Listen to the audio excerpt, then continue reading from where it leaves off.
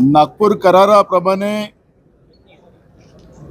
विदर्भातलं हे अधिवेशन 2 महिने कमीत कमी व्हायला पाहिजे होतं, पण हे विदर्भातलेच मुख्यमंत्री असताना सुद्धा आणि नागपूरचे मुख्यमंत्री असताना सुद्धा आज विदर्भाच्याही अधिवेशनामध्ये कटोती केली गेलेली आहे। फक्त 1 आठवड्याचं हे अधिवेशन या ठिकाणी होणार आहे। सरकार फेरफटका मारायसाठी या विदर्भात आलं आहे का, हा प्रश्न निर्माण झालेला आहे। या वर्षाच्या शेती हंगामामध्ये जवळपास 84,000 हेक्टर जमीन प्रभावित झालेली आहे। जमीन खरडून निघून पिकं वाहून गेलेली आहे। महाराष्ट्रामध्ये शेतकऱ्यांच्या आत्महत्याचं रोज सत्र चालू आहे।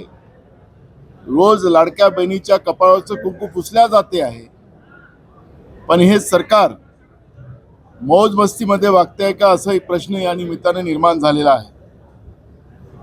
31,000 कोटी रुपये पूरग्रस्त शेतकऱ्याला आम्ही दिलेले आहेत असं राज्याचे मुख्यमंत्री जाहीर करतात, पण शेतकऱ्यांच्या हातात पैसेच मिळाले नाहीत।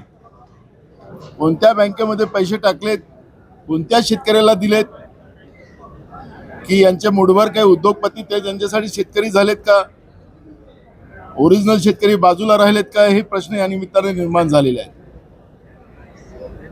पीक विम्याचा एकही पैसा सरकारने शेतकऱ्यांना मिळवून देण्यामध्ये सरकारला सपशेल अपयश आलेलं आहे। विमा कंपन्या मोठ्या होत चालल्यात, आर्थिक मजबूत होत चालल्यात, आणि ज्या शेतकऱ्यांच्या नावाने त्या विमा कंपन्यांना पैसे दिले जातात ते मोदीच्या मित्रांच्या कंपन्या आहेत, आणि म्हणून मोदींच्या मित्रांना फायदा व्हावा आणि शेतकऱ्यांच्या नावाने पैसे त्यांना द्यावेत असा त्याच्या मागचा अर्थ आहे का? आणि म्हणून सरकारला या सगळ्या प्रश्नाचं उत्तर आणि शेतकऱ्यांना न्याय देऊन या ठिकाणातून त्यांना जायचं आहे। महागाई हा सगळ्यात महत्त्वाचा प्रश्न आता निर्माण झालेला आहे। रुपया रोज खाली पडताय, आता 90च्या खाली गेलेला आहे, त्यामुळे त्याचे सगळे परिणाम महागाईवर पडणार आहे। मग सर्वसामान्यांनी जगायचं कसं? महागाईबद्दल सरकार काय मत मांडतंय? राज्य सरकार वेगळं काही धोरण राबवणार आहे का महागाईबद्दल? याबद्दलची चर्चा व्हायला पाहिजे। स्मार्ट मीटर बद्दल सरकारने सांगितलं की आम्ही जबरदस्ती करणार नाही, पण यांच्या ज्या कंपन्या आहेत प्रायव्हेट, त्या कंपन्या स्मार्ट मीटर शासकीय कार्यालय असतील किंवा खाजगी लोकांच्या घरी असतील, जबरदस्तीने लावताना आपण पाहतोय। जिथं 800-900चं बिल येत होतं तिथं आता 30,000 40,000चं बिल त्या गरीब माणसांच्या घरी येत आहे।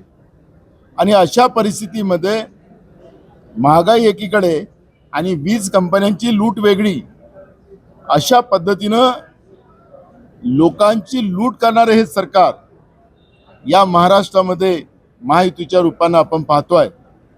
बेरोजगारीचा तर प्रश्न अजून भयानक आहे। अनुकंपामध्ये काही थोड्या लोकांना नोकऱ्या लावल्या, त्याचे फोटोग्राफी सरकार करून दाखवतं।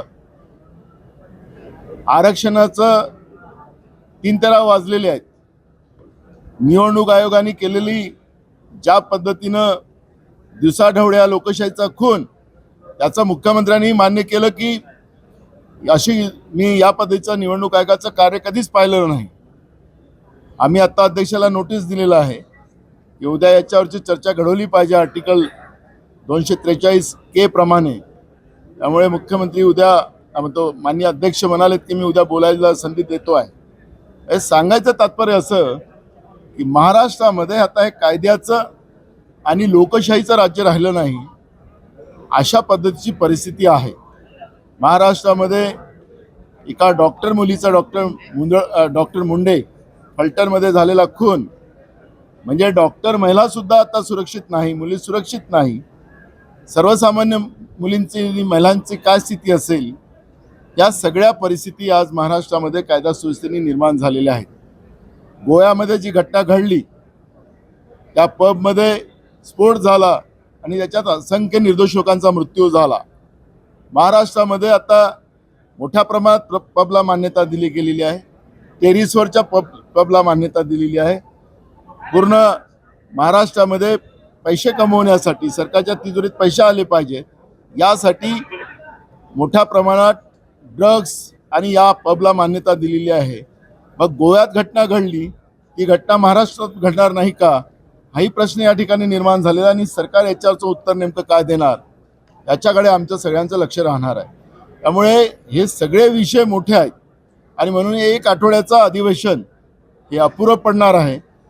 आणि मगाशी आम्ही विधानसभेत हा मुद्दा उपस्थित केला. अध्यक्षांनी सांगितलं की याच्यावरची वेळ आली तर आम्ही चर्चा करायला तयार आहोत.